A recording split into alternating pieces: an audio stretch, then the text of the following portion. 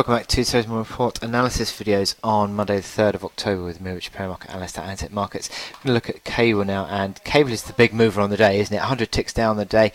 Following on from those comments from Theresa May at the weekend that they're going to trigger the Article 50 in possibly by March next year. So subsequently, market has been selling at sterling quite significantly.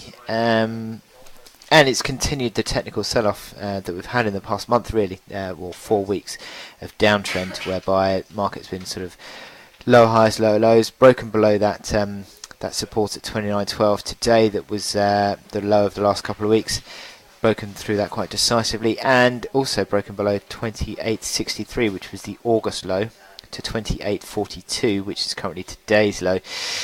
The low is 27.96. That is a low dating back sort of over a decade on cable.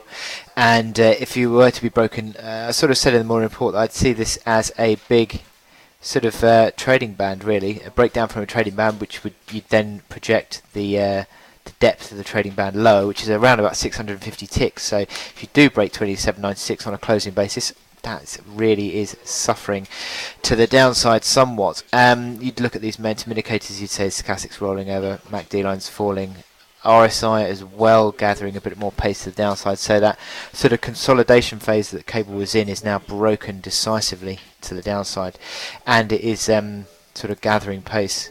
So selling into strength is the way to play cable at the moment. This downtrend suggests that you've got, well, there was a bit of a pivot arguably at 29.45,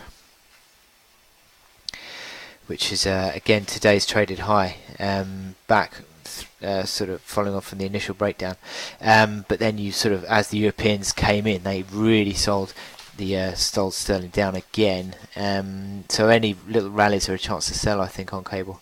So 29.45 and arguably 30.20, which is this reaction high that we saw on Friday, but certainly is pressure on, selling to strength, and further weakness, I think it looks to be on cable.